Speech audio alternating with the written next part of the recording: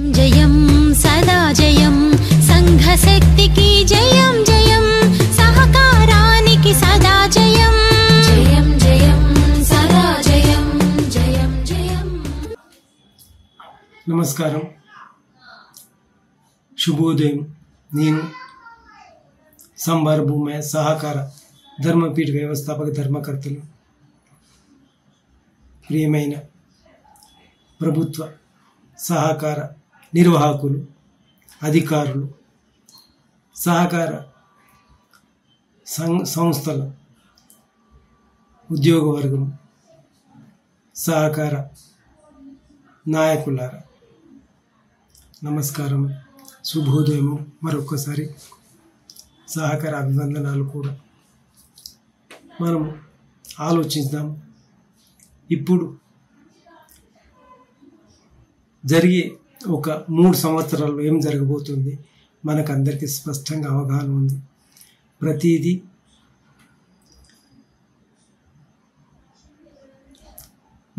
ప్రతిదీ కేంద్రీకృతం కాబోతుంది. అన్ని బ్యాంకులు ప్రైవేట్ పరం కావడం తథ్యం. అంటే ఏంది, మొత్తం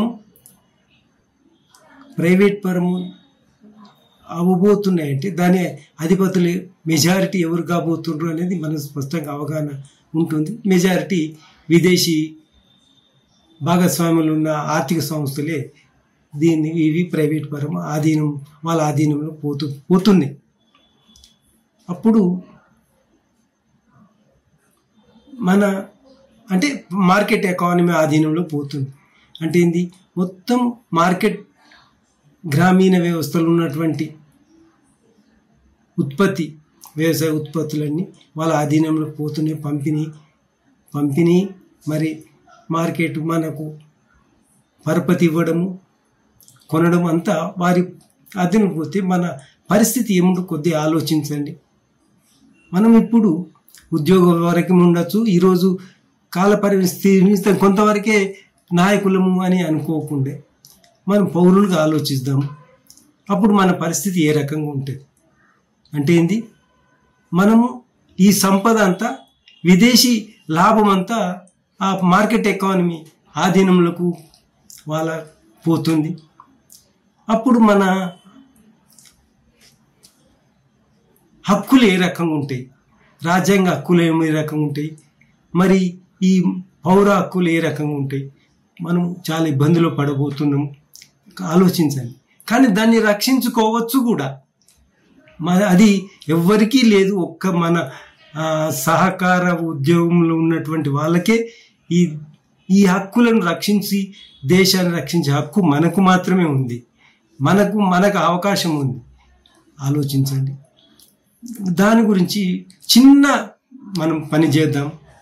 మనము ప్రాథమిక సహకార సంఘాలు ఉన్న ప్రతి సభ్యునికి ఇప్పుడు మనం గమనించండి, 87లో 67% మనము ప్రతి రైతుగా ఇచ్చేవాళ్ళం, 67%.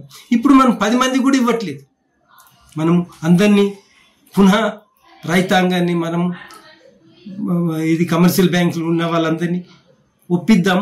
ఇప్పుడు మీరు దీంట్లో మళ్ళీ అప్పు తీసుకుంటే ఈ సంస్థ మీది, ఇవ్వకపోతే మనం ఉద్యమిస్తాం, నాబార్డును ఒప్పిస్తాం. ఇది మన ప్రజాప్రభుత్వం. మనము లేకుంటే మళ్ళీ పరాధీనం అయిపోతాము. కాబట్టి అందరూ ఆలోచించాలి, ఉద్యోగ వర్గం ఆలోచించాలి, నాయకులు ఆలోచించాలి, మరి ఈ ప్రభుత్వ అధికారులు కూడా ఆలోచించాలి. ఇప్పుడు మనము సైలెంట్గా ఉండి మళ్ళీ తర్వాత ఏమి చేయలేము. మీరు కొద్ది కేంద్రీకరణ చేయండి. ప్రభుత్వము ఒకలే దీన్ని చేయడం కాదు, అందరూ చేస్తే ఇప్పుడు మొత్తం సహకార వ్యవస్థను మనం ఈ ప్రాథమిక సహకార సంఘాల ద్వారా అప్పులు ఇప్పించడం ఒక భాగం. రెండో భాగం అంటే మీరు ఆలోచించండి, రైతుకి ఇప్పుడు ఈ 3 ఏళ్ళ తర్వాత రైతు ఎప్పుడు మళ్ళీ ఒకళ్ళని శాసించే స్థితికే, ఒకళ్ళు చెప్పే ధరకే అమ్మాల్సిన పరిస్థితి, చాలా దోపిడీకి గురి అవుతాడు. కానీ ఇప్పుడు మనం చేస్తే మన రైతాంగం మీరు రైతాంగం ప్రతినిధులు మండలానికి ఒకటి వీళ్ళందరినీ ఉత్పత్తి, వ్యవసాయ ఉత్పత్తి, ప్రాసెసింగ్ సంఘాలను ఏర్పాటు చేస్తే మీకు డబ్బు గురించి ప్రభుత్వం మనది, నాబార్డు మనది కాకుంటే ఉద్యమిద్దాము, చేపిద్దాము. ఇదే 3 సంవత్సరాలు మనకు అవకాశం ఉంది. కాబట్టి మీరు ప్రశాంతంగా ఆలోచించండి. నిజంగా ఇప్పుడు మనం ఈ సమయం పోతే మళ్ళీ మనం దక్కించుకోలేము, మళ్ళీ రాదు కూడా. మళ్ళీ తర్వాత ప్రభుత్వాలు మన ప్రభుత్వ అనుకూల రావు.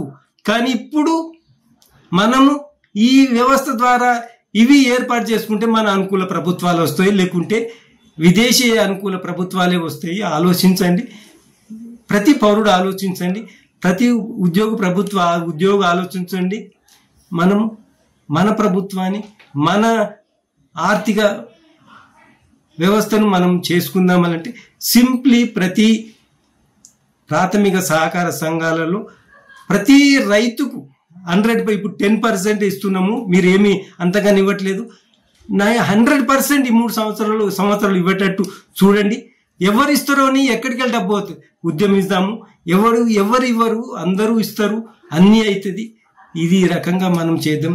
అదే రకంగా సూపర్ బజార్లు కూడా మనం ఏర్పాటు చేసుకోవడం వల్ల మనల్ని మన ప్రభుత్వాలు వస్తాయి. అప్పుడు మనం ఈ 2 వ్యవస్థలను ఏర్పరచుకుంటే, ఏది ప్రాథమిక సహకార సంఘాలు 100% అప్పులు ఇవ్వకుంటే, అదే రకంగా ఈ ఉత్పత్తి సహకార సంఘాలను, ప్రాసెసింగ్ సంఘాలను మనం ఏర్పరచుకోకుంటే, సూపర్ బజార్లు మనం ఏర్పరచుకోకుంటే మళ్ళీ విదేశీ అనుకూల ప్రభుత్వాలే వస్తాయి, నేను గ్యారంటీ చెప్తున్నా. కానీ ఇవి ఏర్పరచుకుంటే మన ప్రభుత్వాలు వస్తాయి, ప్రజా ప్రభుత్వాలు వస్తాయి, మన సహకార ఆర్థిక ప్రభుత్వాలు వస్తాయి, వీళ్ళకి అనుకూలమైన ప్రభుత్వాలు వస్తాయి.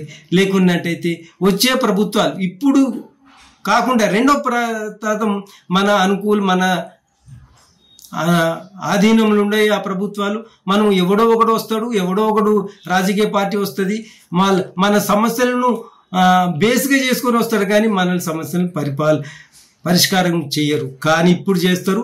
ఇప్పుడు మనం సంకల్పం తీసుకుందాం, ప్రతి ఒక్కరికి అప్పు ఇవ్వడానికి ప్రయత్నం చేద్దాం. అదే మీరు ఆలోచించండి, ప్రశాంతంగా ఆలోచించండి. దానికి సమస్యలు ఏంది లేదు, ఉద్యమిస్తాము, అందరికీ చేద్దాము. మీరు ఏదైనా ఉంటే మీరే మీ నాయకత్వాన్ని ఈ విధంగా చేసి ఇది మనం సాధించుకోవాలి. అదే రకంగా డిపాజిట్ గ్యారంటీ, ప్రతి ప్రాథమిక సంఘానికి డిపాజిట్ గ్యారంటీని తెచ్చుకుందాము. అందరికీ మరి గోదాము నిర్మించుకుందాము, ఒక ఉద్యమంలాగా చేసుకుందాము. మీరు ఆలోచించండి. అంత రైతాంగాన్ని ఐకమత్యం చేద్దాము. ఇక్కడ దీనికి ఏ రాజకీయము లేదు, అందరూ ఐక్యమవుతారు. ఇది నేర్పించుకో కొద్ది ప్రశాంతంగా ఆలోచించి ఏ రకంగా చేద్దామనేది మీరు సహకార ధర్మపీఠం మీ వెనుక ఉంటుంది. మీ వాయిస్గా ప్రభుత్వం ముందు ఉంచుతుంది. దీన్ని మనం సాధించుకుంటాము. ధన్యవాదములు. ప్రశాంతంగా ఆలోచించండి అని మీకు మనవి చేస్తుంది. నమస్కారం.